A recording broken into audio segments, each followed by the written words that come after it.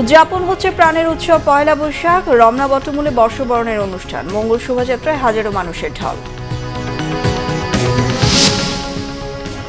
অবশেষে 1 মাস পর মুক্তি পেলেন সোমালিয়া জলদস্যুদের হাতে জিম্মি 23 বাংলাদেশি নাবিক। দুবাইয়ের পথে জাহাজ এমভি আব্দুল্লাহ। বিআরবি কেবল সংবাদ শিরোনাম দেখছিলেন, এবার বিস্তারিত। নানা আয়োজনে উদযাপন হচ্ছে পয়লা বৈশাখ। শুরু হলো বাংলা নববর্ষ 1431-এর পথ চলা। ভোরের আলো ফোটার সঙ্গে সঙ্গেই রমনা বটমূলে ছায়ানটের গানের মধ্য দিয়ে শুরু হয় বর্ষবরণ। নতুন বছরকে বরণ করতে আসা সবার একটাই প্রত্যাশা, সমৃদ্ধ বাংলাদেশ করতে কমাতে হবে ধনী গরিবের বৈষম্য। জহুরুল হক জনের ক্যামেরায় আরও জানাচ্ছেন মামুন আব্দুল্লাহ। পূব আকাশে অপরূপ আলোর দ্যুতি, ধরার বুকে যখন সেই আলোর আভার আগমন, তখন বাংলা দিনপঞ্জিকা বদলে গেছে। বিদায় নিয়েছে আরও একটি বছর 1430। তাই তো নতুন স্বপ্ন এবং নব প্রত্যাশা নিয়ে কবিগুরুর ভাষায় বলতে হয়, নিশি অবসান ওই পুরাতন, বর্ষ হল গত, আমি আজই ধূলিতলে এ জীর্ণ জীবন করিলাম নত।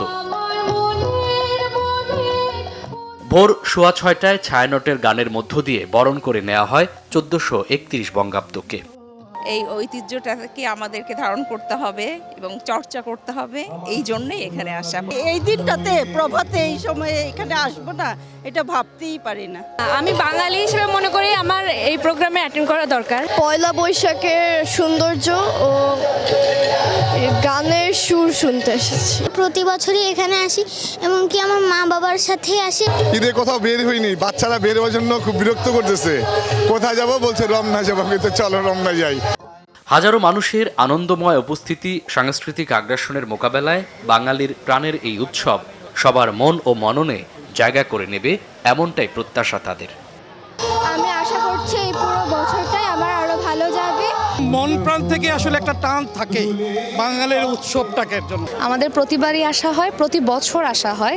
এখন যেহেতু আমি ছোটবেলা থেকে এটার সাথে তো অভ্যস্ত, তাই আমার বাচ্চা কাচ্চাকে নিয়ে আমি এখানে আসি। বাঙালি যতদিন থাকবে, বাংলাদেশ যতদিন থাকবে, ততদিন সার্বজনীন এই উৎসব থাকবে, মত সাংস্কৃতিক ব্যক্তিত্বদের। বাংলাদেশের মানুষদের মধ্যে তাদের যে সংস্কৃতির শিকড়টা, এটা তো অনেক গভীর এবং অনেক শক্তিশালী, এটা উপড়ানো যাবে না। পয়লা বৈশাখ আমাদেরকে মিলনের কথা বলে, ভেদাভেদের ঊর্ধ্বে ওঠার কথা বলে। তো বাংলাদেশে এখন আমি বলবো বরং ধনী গরিব বৈষম্যটা বেশি হয়ে যাচ্ছে, সেটা কমাতে হবে। অশুভ সাংস্কৃতিক আগ্রাসনের দাঁত ভাঙা জবাব এই সফল আয়োজন, এমনটাই মনে করেন আগত দর্শনার্থীরা। পহেলা বৈশাখ নববর্ষের একটি দিনেই বাঙালির হিন্দু বৌদ্ধ খ্রিস্টান সব ভেদাভেদ ভুলে এক হয়ে যায়। তাই তো আজকের দিনটিতে অশুভ শক্তি এবং বাঙালির নবজাগরণের একটি দিন বলে মনে করছেন এখানে আগত দর্শনার্থীরা। মামুন আব্দুল্লাহ, বাংলা ভিশন, ঢাকা। এদিকে পয়লা বৈশাখে ঢাকা বিশ্ববিদ্যালয়ের চারুকলা থেকে বের করা হয় মঙ্গল শোভাযাত্রা। অন্ধকার ভেদ করে আলো ছড়াতে আমরা প্রতিমের বিনাশে প্রতিপাদ্য নিয়ে এবছর তৈরি করা হয়েছে লক্ষ্মী পাঁচা ও বাঘের প্রতিকৃতি। শোভাযাত্রার জন্য তৈরি করা হয় রঙিন মুখোশ। সকাল 9:15টায় চারুকলার গেট থেকে শোভাযাত্রাটি বের হয়। এতে অংশ নেয় হাজারো মানুষ। শাহবাগ ঘুরে টিএসসিতে গিয়ে শেষ হয় মঙ্গল শোভাযাত্রা। আওয়ামী লীগের সাধারণ সম্পাদক ওবায়দুল কাদের বলেছেন, বিএনপি বৈশাখ ও বাঙালি সংস্কৃতি বিরোধী একটি দল।